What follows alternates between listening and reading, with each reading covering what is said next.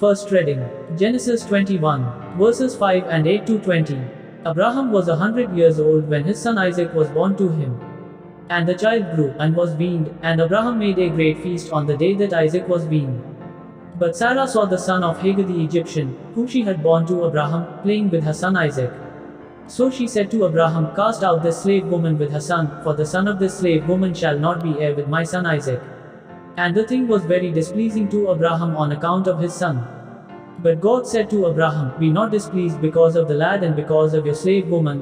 Whatever Sarah says to you, do as she tells you, for through Isaac shall your descendants be named.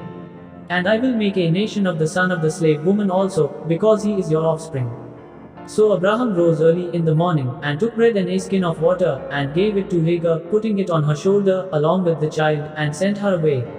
And she departed, and wandered in the wilderness of Beersheba. When the water in the skin was gone, she cast the child under one of the bushes. Then she went, and sat down over against him a good way off, about the distance of a bow shot, for she said, Let me not look upon the death of the child. And as she sat over against him, the child lifted up his voice and wept. And God heard the voice of the lad, and the angel of God called to Hagar from heaven, and said to her, What troubles you, Hagar? Fear not, for God has heard the voice of the lad where he is. Arise, lift up the lad, and hold him fast with your hand, for I will make him a great nation. Then God opened her eyes, and she saw a well of water, and she went, and filled the skin with water, and gave the lad a drink.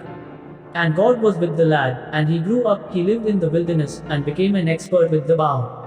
Gospel, Matthew 8, verses 28 to 34. And when he came to the other side, to the country of the Gadarenes, 2 demoniacs met him, coming out of the tombs, so fierce that no one could pass that way. And behold, they cried out, What have you to do with us, O Son of God?